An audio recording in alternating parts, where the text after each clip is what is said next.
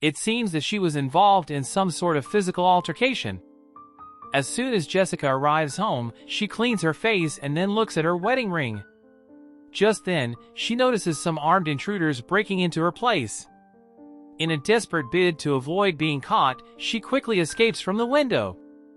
Upon walking through the streets for a while, Jessica comes across a parked wagon. She secretly hides in it and finally flees the city. The following morning, Jessica wakes up as the wagon comes to a stop near a grocery store. As the driver steps away, she also gets off the vehicle, steals some food and a map, and heads towards the woods. After walking all day, she comes across a ranch where she decides to spend a night. Early next morning, Jessica tries to steal some more food for the rest of her journey, but she is confronted by an elderly ranch owner, Frank Lerner. But instead of reprimanding her, he invites her inside for breakfast. It appears that he feels bad seeing her troubled state. After a while, when Jessica is served some food, she devours it as if she has been starving for days. In the midst of this, Frank's wife Jeannie asks how she ended up here. Jessica, who remains apprehensive, lies that she is traveling to the north. Frank innocently believes her and even offers to drive her to her destination. We then cut to an ace fixer and tracker, Elsa Gray, who is assigned by her company chief, Raymond Reed, to locate and capture Jessica. It appears that Elsa has been a manhunter for a long time. Due to this undercover job, she has not been able to afford the time or space to maintain any relationships. She doesn't take vacations either, as she is way too absorbed in her work to have a life of her own.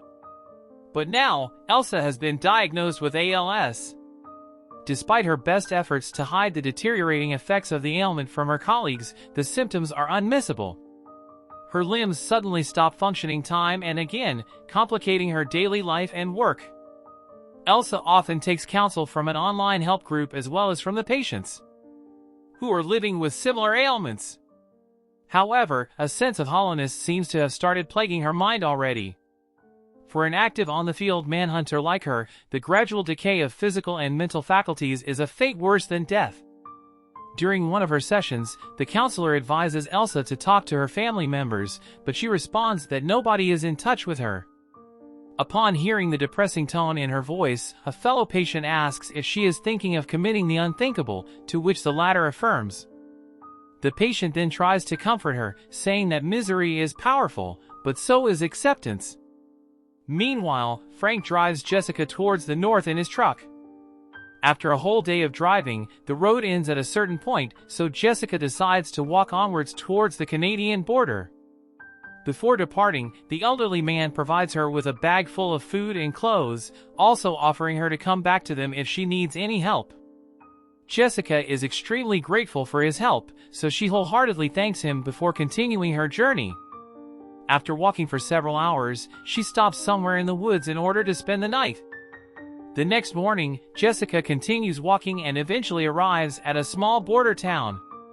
She then enters a local bar where she talks to the owner, Molly Presser, about work availability. The latter initially says there's no vacancy, but when Jessica insists, she provides her with a cleaning job at the bar. Later that evening, Jessica is doing the dishes when Molly comes to talk to her. Seeing the ring on her finger, Molly asks her if she is married. In response, Jessica claims that it was given to her by her boyfriend. As their conversation unfolds, Molly misinterprets Jessica's wish to start a new life as an effort to move away from her boyfriend, as she herself has been a victim of an abusive relationship in the past. After work, the two new friends exit the bar. While walking together, Molly asks where Jessica will be staying, to which the latter replies that she will find a motel. Hearing this, the kind owner invites Jessica to her place. On the other hand, Elsa is seen talking on the phone with her colleague, Vince, both trying to find a lead to Jessica. Turns out the duo has been working together for many years, and Vince has actually spent more of his time with Elsa than with his wife. But despite their best efforts, they are still not able to locate Jessica. Elsa is later called by Raymond, who pressurizes her to work faster. He asserts that they can't let Jessica cross the border at any cost. The scene then flashes back to the past, depicting an evening from when Jessica and her boyfriend Ian were camping in the middle of the forest. While they were enjoying the bonfire, a dog showed up. Despite Ian's warning against touching it, Jessica proceeded to pet the dog and even cuddled with it while sleeping. The following morning, the couple woke up to find several red spots on Ian's body as well as on Jessica's foot. Here, it is revealed that the earlier dog was carrying a strain of Ebola virus, which got transferred to them. This is the reason why the authorities are trying to capture Jessica as soon as possible before she inadvertently triggers an outbreak. As the flashback continues, Ian's condition worsened rapidly, with red spots on his skin turning into bloody patches. Alarmed, Jessica called an ambulance, but instead of a hospital, they were taken to a remote research facility.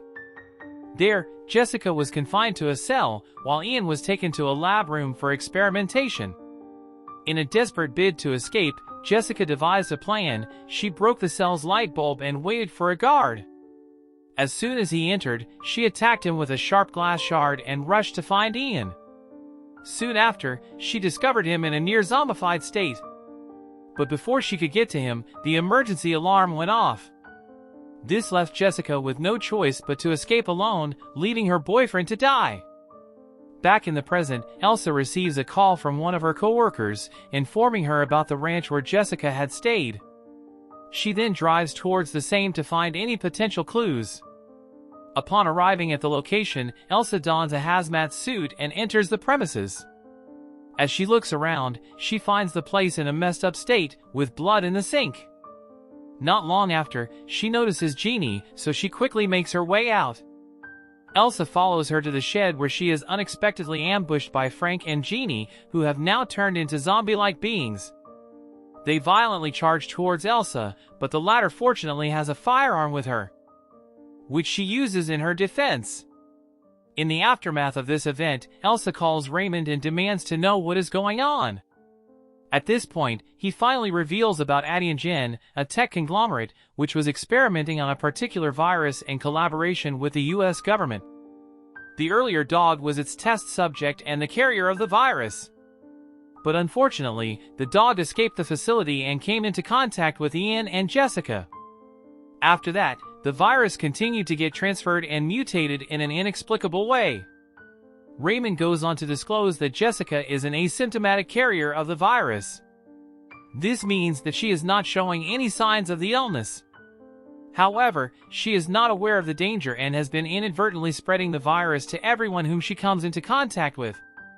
According to Raymond, the oblivious Jessica is escaping because she believes the authorities suspect her of murder. This is the reason why she is heading towards the border township in order to escape the US jurisdiction. Upon realizing the seriousness of the case, Elsa confesses about her ALS diagnosis, claiming that she is no longer fit for this job. Much to her surprise, Raymond is well aware about her illness. Furthermore, he admits that he deliberately chose her for this case, as he believes that someone with a terminal disease has nothing more to lose anyway. He still instructs her to capture Jessica, dead or alive, so that they can prevent the potential outbreak. Later on, Elsa receives a video message from one of her colleagues, in which Jessica has been spotted. As a result, she wastes no time in driving towards the border town. In the meantime, Jessica wakes up in the morning and decides to go for a walk. Before leaving, she knocks on Molly's room door, asking if she wants to join her. But when she doesn't get any response, she believes that Molly is still asleep and goes out alone. In reality, Jessica has unintentionally transferred the virus to Molly and thus, she is suffering inside the room. Later, while Jessica wanders around the street, she is unexpectedly spotted by Elsa. Sensing the imminent threat, she immediately runs away. Elsa tries to chase her, but her ailment prevents her from doing so.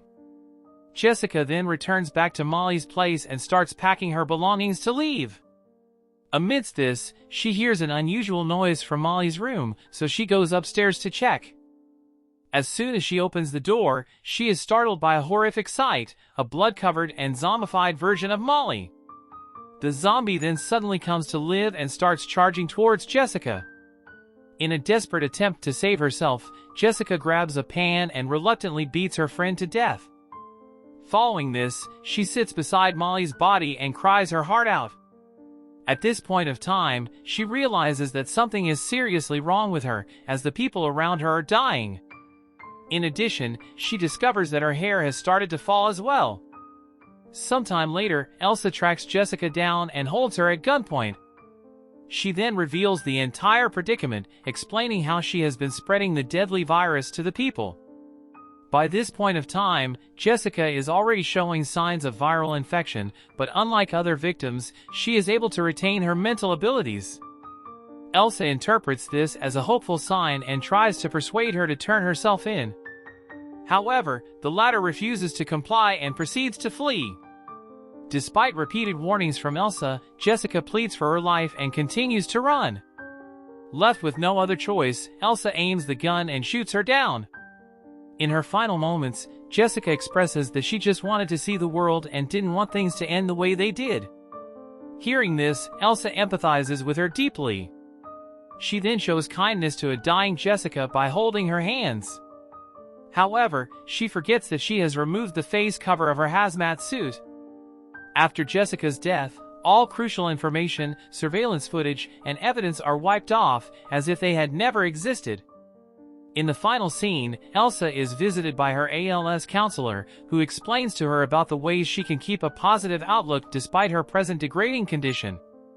While offering this consolation, the counselor holds her hand, causing him to cough uncontrollably. Elsa is shaken out of her distracted mind, as she realizes that she is another asymptomatic carrier of the virus.